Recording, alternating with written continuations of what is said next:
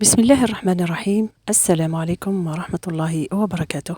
اللهم صل وسلم على رسول الله أشرف المرسلين. اليوم راح نقدم لكم واحد الموضوع مهم جدا، وهو فيما يخص شرب الماء. حتى الماء يعني مرة نقدم لكم الأكل الصحي، أما اليوم راح يختص الموضوع وبالشرب. يجب شرب الماء يكون بطريقة صحية، والطريقة الصحية التي يجب أن تتبعها في شرب الماء هو أنك تبتعد ابتعادا نهائيا عن الأواني البلاستيكية أو القارورات اللي تباع في الأسواق، اللي هي كما ما سعيدة، كما ما الفورات، ما عبريش أنا، ما جرجرة إلى غير ذلك، اللي راهم يجوا في قارورات بلاستيكية. للأسف فإن هذه القارورات مضرة بالصحة، وخاصة أنكم تشوفوا التجار في الطرقات كيف يضعون تلك القارورات.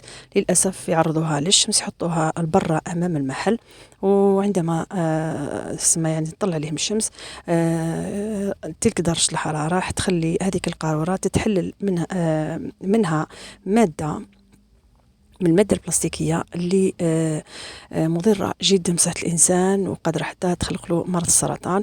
ومن بين الأمراض اللي منتشرة بكثرة وهي أمراض اضطرابات الهرمونات. نعم، بالنسبة للقارورات البلاستيكية في اللي عندنا انك نشربوا في القارورات البلاستيكيه، بعد ما تتعرض للشمس وتخرج هذيك الماده، ولا مثلا كما رانا نشوفوا امهاتنا والمجتمع تاعنا خاصه الجزائري ما عندوش الثقافه انه كي يشرب تلك القاروره يرميها، ولكن للاسف يعاود يعمرها بالماء ويشرب بها، يعني هي مستعمله لمره واحده.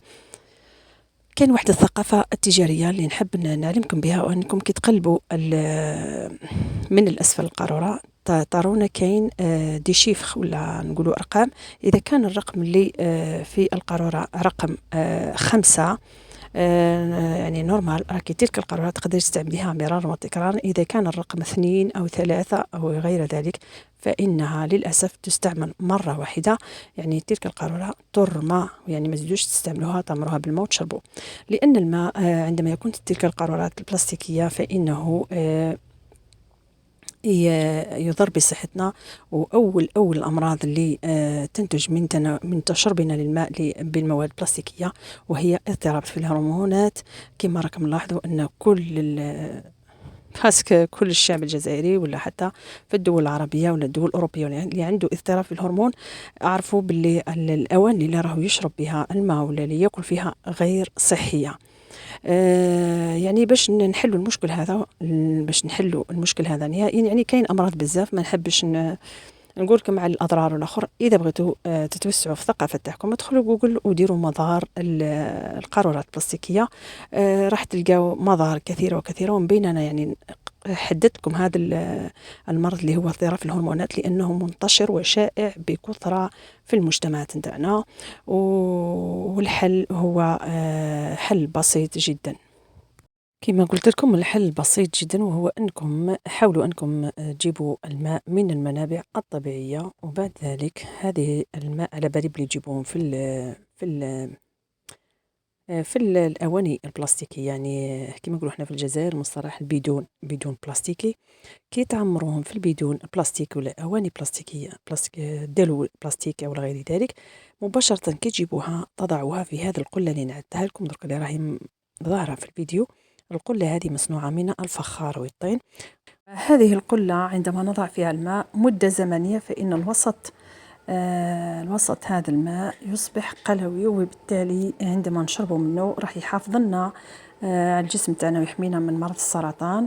كذلك يعدل نسبة الهرمونات في الجسم، وكذلك يحمينا من ارتفاع هرمون الأنثوي بالنسبة للنساء، ليخلقوا لهم عدة أمراض مثل الغدة الدرقية. كذلك المهم الأمراض المتعلقة بالهرمونات.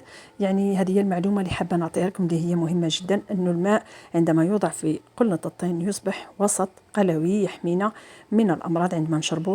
عندما نشربوه كما قلت لكم راح يحمينا من عدة أمراض كمرض السرطان، اضطرابات في الهرمونات.